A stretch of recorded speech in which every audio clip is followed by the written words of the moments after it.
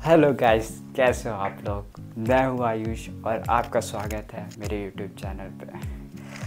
बहुत गर्मी हो रही है। तो आज है 21 जून और टाइम हो रहा है लगभग 1 बज रहे हैं रात के।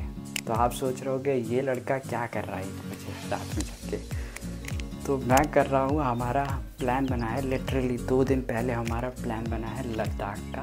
दिल्ली से हम जा रहे हैं लद्दाख। तो बस उसी की सब कुछ तैयारी चल रही है, पैकिंग चल रही है। मैं बस ये एक बैग ले जा रहा हूँ, इसमें अपना सारा सामान रखूँगा। बहुत मज़ा आएगा। तो हम जा रहे हैं, तो मैं चाहता हूँ कि आप भी हमारे साथ चलें। प्लान हमारा कुछ ऐसा है कि हम लोग आज रात में निकलेंगे कश्मीर के लिए। हम लोग करीब 8 या 9 बजे निकल लेंगे और सुबह हम लोग कोशिश करेंगे कि 9-10 बजे तक कश्मीर पहुँच जाएँ आराम से। गाइस, तो 10:30 बज गया है। मैंने भी नहा लिया है और मस्त तैयार हो गए। ये हमारी पैकिंग है। थोड़ा थोड़ा सामान करके इतना सारा हो गया है, देख सकते हैं आप। ये है हमारा टेंट, सब कैंपिंग का सामान भी ले लिया है मस्त। और ये भैया चलाएंगे गाड़ी हमारी। बहुत मज़ा आने वाला है। चलिए चलिए। तो ये गाड़ी है, इससे हम लोग जा रहे हैं लद्दाख।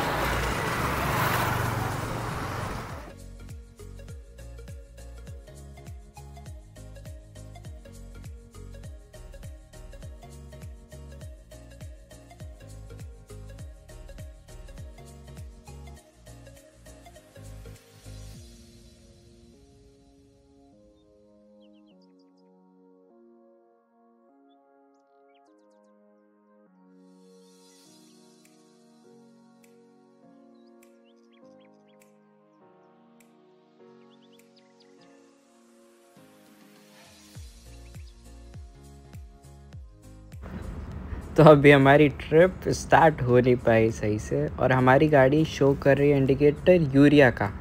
और मज़े की बात यह है कि हमारी गाड़ी में यूरिया पड़ता ही नहीं है।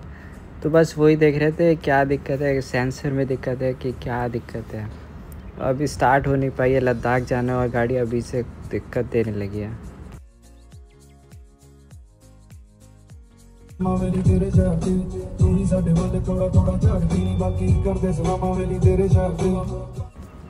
तो वो प्रॉब्लम इग्नोर करके हम लोग आ गए थे, आगे बढ़ गए थे और हम लोग रुके थे हवेली कुछ खाना खाने। और यहाँ पे थी 45 मिनट की वेटिंग। तो यार हमको लगा यार इतना तो टाइम वेस्ट कर नहीं सकते हैं, तो आगे ही बढ़ते हैं क्योंकि बहुत लेट हो गया। वैसे भी अब और लेट नहीं कर सकते।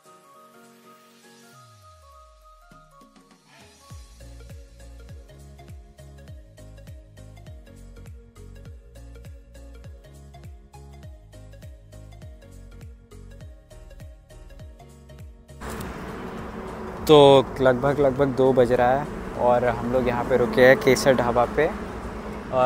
यही खाली मिला और तो कोई था नहीं खाली। तो फिर अब यहाँ पे खाना वगैरह खाएंगे, चलते। वैसे भी बहुत लेट हो। अरे यार क्या हो गया। लेट पे लेट आज लिखा हुआ है, जले नहीं। खाना एकदम लाजवाब था। मतलब एक्सपेक्ट नहीं किया था कि इतना अच्छा खाना होगा यहाँ पे। और ना ही ज़्यादा भीड़ थी, पर एकदम खाना तो बढ़िया था। और बस अभी 2:30 बज रहा है तो हम लोग निकल चुके हैं और पहुँच। तो हरियाणा के बाद हम पंजाब में एंट्री ले चुके थे और एंट्री लेते ही हमें पुलिस वालों ने पकड़ लिया क्योंकि हमारी विंडो ना थोड़ी टिंटेड थी, थोड़ी ब्लैक थी। तो इसी वजह से उन्होंने हमें पकड़ लिया, पर उन्होंने हमें तुरंत जाने दिया। उन्होंने कहा आप यूट्यूबर हो तो हम आपको जाने देते हैं, पर ध्यान रखिएगा आपको पकड़ सकते हैं। तो बस हम लोग आगे निकल लिए। चलते चलते ये तो समझ आ गया था, ये सिर्फ एक सफ़र नहीं है, ये एक याद है जो हमेशा दिल में रहेगी। दिल्ली से कश्मीर और कश्मीर से लद्दाख एक कहानी है जो हम सबको कम से कम एक बार तो ज़रूर जीनी चाहिए।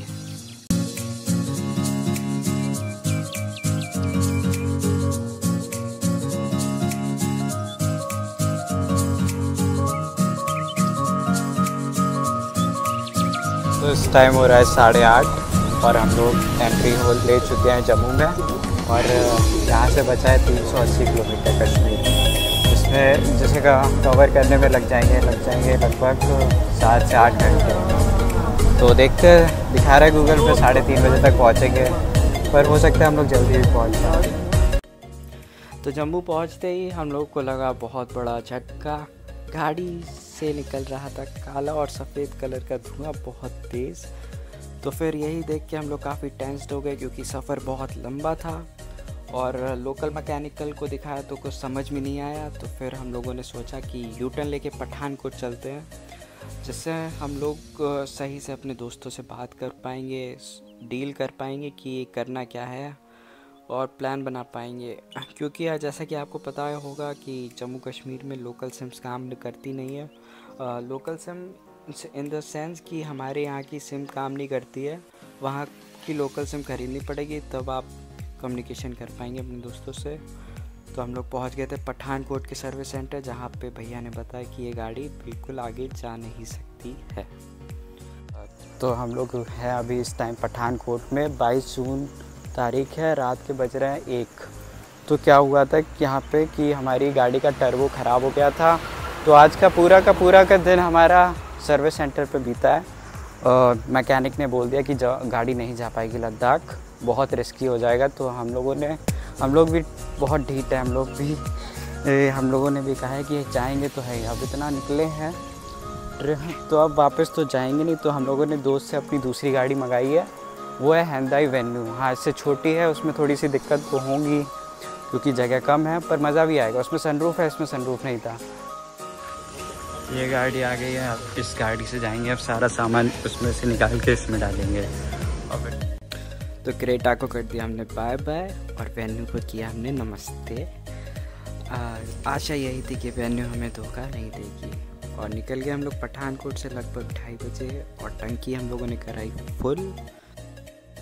वो जो क्रेटा थी वो हमारे फ्रेंड की थी, भैया के फ्रेंड की थी। तो फिर वो आए नहीं थे ट्रिप पे। तो जैसे ही हम लोगों ने बताया कि हमारी गाड़ी धोखा दे रही है, ऐसी बात है, तो वो उसी टाइम दिल्ली से निकल लिए थे और 1 बजे पहुंच गए थे हमारे पास पठानकोट, ये वाली गाड़ी लेके वेन्यू। और हम लोगों ने गाड़ी स्विच करी है, सारा सामान शिफ्ट किया। वो निकल गया वापस दिल्ली क्रेटा लेके, और हम लोग इस वेन्यू से अपनी ट्रिप कंटिन्यू कर रहे हैं। तो ट्रिप का जो हमारा पहला झटका था, उसे जैसे तैसे हम लोगों ने ओवरकम किया, उससे डील किया और आगे बढ़ गए हम अपने सफ़र पे। और दिखने लगे हम लोगों को पहाड़ और बहुत सुंदर नज़ारे थे।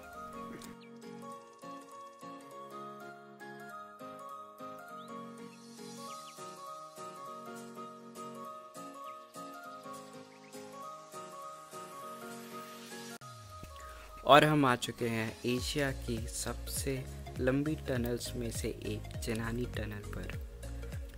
इस टनल को डॉक्टर श्याम प्रसाद मुखर्जी टनल के नाम पर भी जाना जाता है। इसकी लंबाई लगभग 10 किलोमीटर है, जो जम्मू श्रीनगर हाईवे NH-44 का हिस्सा है। जैसे जैसे हम कश्मीर की तरफ बढ़ रहे थे, नज़ारे और सुंदर हो रहे थे। जैसे कि हम लोग बादलों के ऊपर आ गए थे, बहुत सुंदर नज़ारा था। ये देखिए,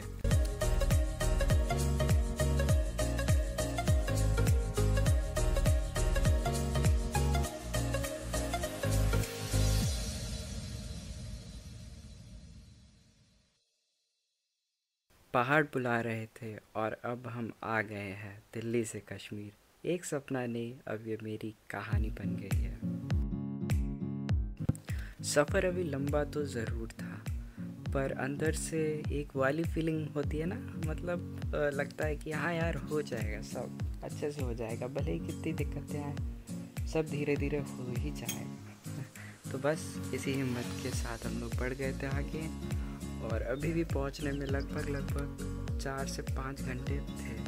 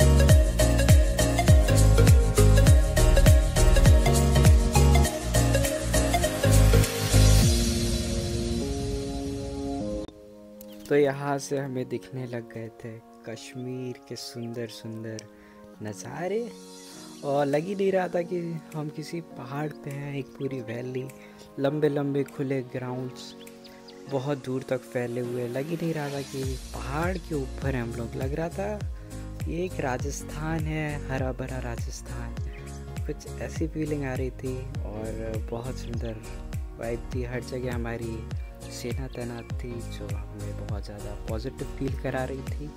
और बस हम बढ़ते जा रहे थे आगे आगे, धीरे धीरे 80-90 की स्पीड से।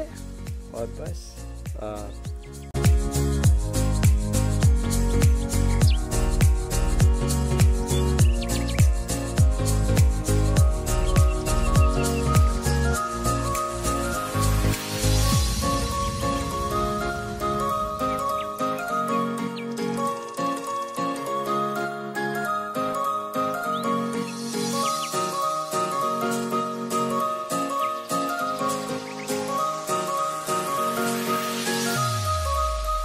और दोस्तों, हम आ चुके हैं उस ज़मीन पर जिसे लोग धरती का स्वर्ग कहते हैं, कश्मीर में।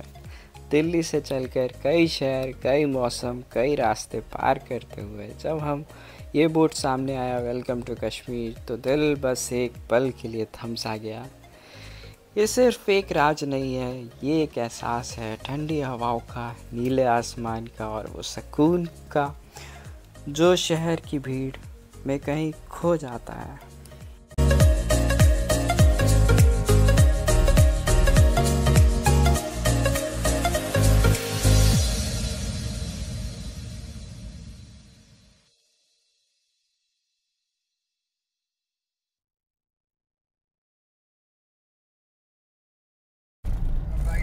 तो लगभग 11 बज रहा है और हम लोग आ गए हैं कश्मीर। तो हम 10 साल पहले लगभग 2015 में कश्मीर आए थे। तो हमें एक गाइड मिले थे जिनका नाम है जिलानी, और तो उन्हें पता चला कि हम कश्मीर आए, तो उन्होंने फट से हम लोगों को बुला लिया। उन्होंने कहा कि हम लोग उनके घर आए, रुके, उन्होंने सारा इंतज़ाम कर दिया है। तो अभी हम लोग का प्लान बन रहा है कि उन्हीं के पास जा रहे हैं, उनके घर में रुकेंगे, थोड़ा लोकल कल्चर देखेंगे और फिर दिखाते हैं आपको भी। तो जैसा कि हुआ था पहलगाम में इंसिडेंट, जो कि नहीं होना चाहिए था, बहुत गलत हुआ था, बहुत बुरा हुआ था।